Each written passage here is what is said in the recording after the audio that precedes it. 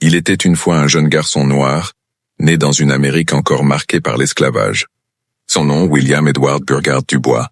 Nous sommes en 1868, à Great Barrington, dans le Massachusetts. Dans cette petite ville du Nord, loin de la violence du Sud ségrégationniste, le petit William grandit entouré de livres, de nature et d'espoir.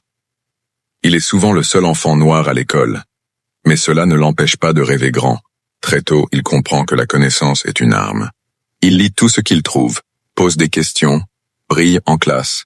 Les professeurs voient en lui un génie, mais lui voit bien plus loin. Il veut changer le monde.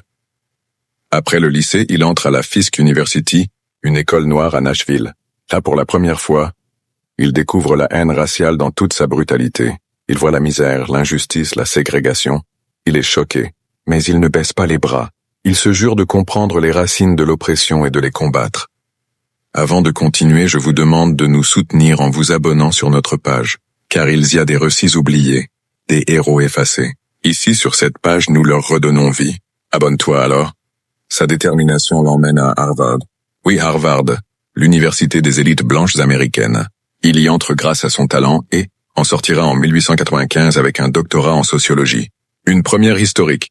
Dubois devient le premier Afro-Américain à obtenir un doctorat à Harvard. Mais ce n'est pas tout. Son esprit curieux le mène en Europe, à l'université de Berlin. Il y découvre une autre manière de penser le monde, les peuples, les civilisations. C'est là que naît une idée qui ne le quittera plus jamais, l'unité du peuple noir à travers le monde. En 1900, à Londres, il organise la première conférence panafricaine, c'est historique. Pour la première fois, des Africains, des Afro-Américains et des Caribéens se retrouvent pour parler d'unité, d'indépendance et de dignité. Et ce n'était que le début.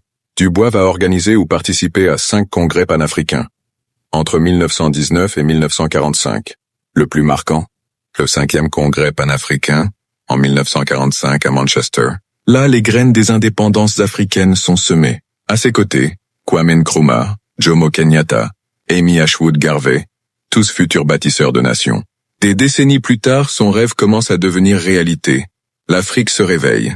Le Ghana devient le premier pays d'Afrique noire à obtenir son indépendance en 1957. Son président, Kwame Nkrumah, invite Dubois à visiter la terre de ses ancêtres.